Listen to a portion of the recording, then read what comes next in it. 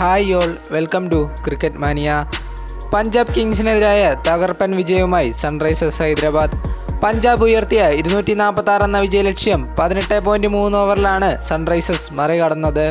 അഭിഷേക് ശർമ്മയുടെ അവിസ്മരണീയ സെഞ്ചുറിയാണ് ഹൈദരാബാദിന് ജയം നൽകിയത്. സൺറൈസേഴ്സിനായി വെടിക്കെട്ട് തുടക്കമാണ് ഓപ്പണർമാരായ ട്രാവിസ് ഹെഡും അഭിഷേക് ശർമ്മയും നൽകിയത്. ആദ്യ 10 ഓവറിൽ തന്നെ 143 റൺസ് നേടാൻ ഹൈദരാബാദിനായി.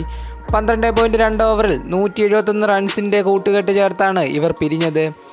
15-ാം ഓവർ അവസാനിച്ചപ്പോൾ ഹൈദരാബാദ് 205-1 എന്ന നിലയിലായിരുന്നു.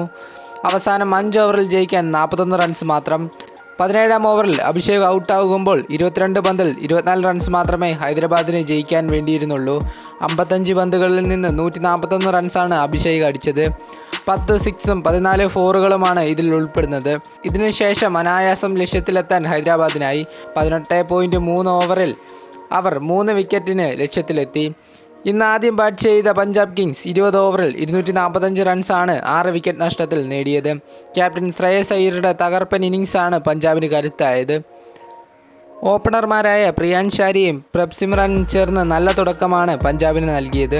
അവർ 4 ഓവറിലേക്ക് 66 റൺസ് ചേർത്തു. പ്രിയാൻഷ് ആര്യ 13 പന്തിൽ 36 റൺസ് അടിച്ചപ്പോൾ 4 സിക്സും 2 ഫോറുമാണ് താരത്തിൻ്റെ ബാറ്റിൽ നിന്ന് വന്നത്.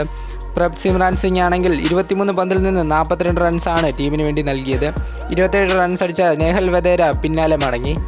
ശ്രേയസിൻ്റെ ഇന്നിങ്സാണ് സൺറൈസേഴ്സിന് തലവേദനയായത്. 36 പന്തിൽ 82 റൺസാണ് ക്യാപ്റ്റൻ അടിച്ചത്. 6 സിക്സും 6 ഫോറും താരത്തിൻ്റെ ഇന്നിങ്സിൽ ഉൾപ്പെടുന്നു. അവസാനം സ്റ്റോയിനസ് 11 പന്തിൽ 34 റൺസ് കൂടി അടിച്ചതോടെ പഞ്ചാബ് അവരുടെ സൺറൈസേഴ്സിനെതിരായ ടോപ്പ് സ്കോർ നേടി. ഇന്നിങ്സിൻ്റെ അവസാന 4 പന്തിൽ ഷമിയെ 4 സിക്സർ പറത്താൻ സ്റ്റോയിൻസിനായി. ഇതോടുകൂടി ഈ ക്രിക്കറ്റ് വാർത്ത അവസാനിക്കുന്നു.